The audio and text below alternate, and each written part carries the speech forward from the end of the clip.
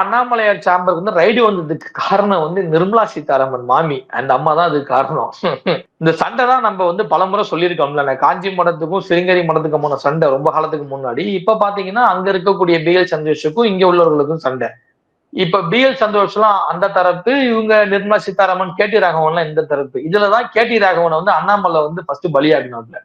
ஏன்னா கேடி ராகவனை மீறி பெருசா மேல டெல்லியில லாபி பண்ண முடியாது. யார் மத்தியிலனா மினிஸ்டர்ஸ் மத்தியில லாபி பண்ண முடியாது.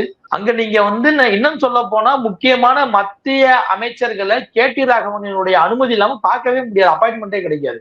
இந்த லாபியை எப்படா உடைக்கிறதுன்னு பார்த்தா வழக்கம் போல நம்ம ராகவன் வந்து வாண்டடா போய் சிக்கி ராகவனை உடைச்சிட்டு அண்ணாமலை. இந்த பிரச்சனை வந்து இன்னைய வரைக்கும் போய்கிட்டு இருக்குங்க. கேடி ராகவனுடைய அதாவது புதுமுனை புகு விழாவுக்கு வந்து அண்ணாமலை ஃபார்மாலிட்டிஸ்க்காக போயிருக்கலாம். நமக்குள்ள ஒண்ணு இல்லையா உடியா அப்படின்னு போயிருக்கலாம். ஆனா அவனுக்கு வழி இருக்குல்ல ஏண்டாலே, பண்றதெல்லாம் பண்ணிட்டு நீ அப்படியே என் வீட்டு விசேஷம் வந்து ஆட்டிக்கிட்டு வந்தா நான் விட்டுருவோனாங்கிற நோக்கம் இருக்கும்ல ஒரு பக்கத்து. நிர்மலா மாமி கேடி ராகவன் இப்ப வரைக்குமே க்ளோஸ், ரொம்ப ரொம்ப க்ளோஸ். நிர்மலா சீதாராமனுக்கு தமிழ்நாட்டுல எல்லாமே கேடி ராகவன் தரப்பு தான்.